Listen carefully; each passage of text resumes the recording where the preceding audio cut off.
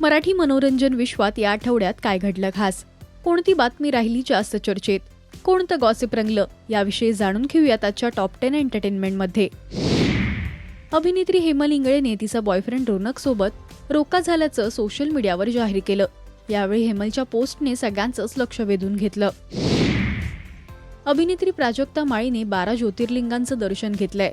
यावेळचे काही गोड क्षण तिने सोशल मीडियावर शेअर केलेत.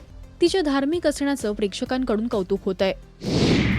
अभिनेत्री स्वानंदी टिकेकरची लग्नानंतर पहिली मंगळागौर अगदी थाटात पार पडली. यावेळी स्वानंदी छान अशा निळ्या रंगाच्या पैठणीमध्ये नटली होती. पॅरिस ऑलिम्पिकमधून विनेश फोगट बाहेर पडल्यानंतर तुझं डिस्क्वालिफाय होणं जिव्हारी लागलं असं म्हणत मराठी कलाकारांनी पोस्ट करत हळहळ व्यक्त केली. परदेशातून फिल्म फेस्टिवलमधून परतल्यानंतर अभिनेता प्रसाद ओकची डॉग मस्काराने त्याचं छान असं स्वागत केलं. तिची धावपळ पाहून प्रसाद सुद्धा खुश झाला.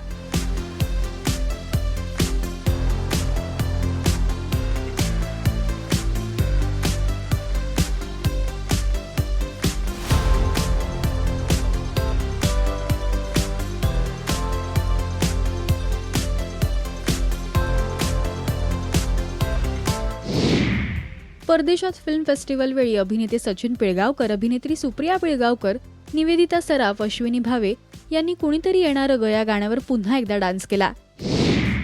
बाबू सिनेमाचा ग्रँड प्रीमियर अगदी थाटात पार पडला. यावेळी कलाकारांच्या फॅमिली पहिल्यांदा कॅमेऱ्यासमोर आल्या.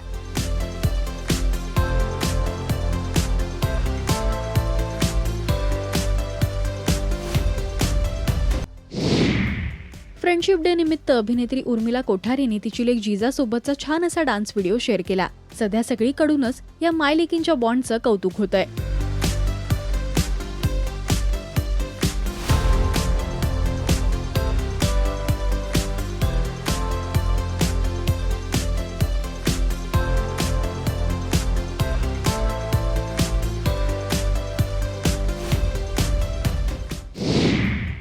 गायिका मुग्धा वैशंपायनने ती अजूनही तिच्या सासू सासऱ्यांना काका काकू म्हणते यामागचं कारण सांगितलंय. मुग्धा म्हणाली, आम्ही लहानपणापासून एकत्र आहोत, त्यामुळे प्रथमेशच्या आईवडिलांना मी तेव्हापासूनच काका काकू म्हणते आणि लग्नानंतर सुद्धा आम्ही तेच कंटिन्यू केलंय.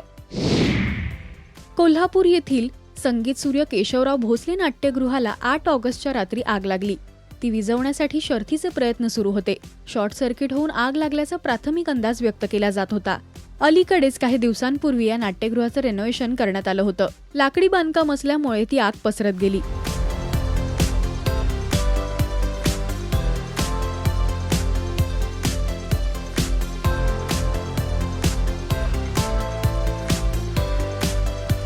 हे होते या आठवड्याचे टॉप 10 एंटरटेनमेंट.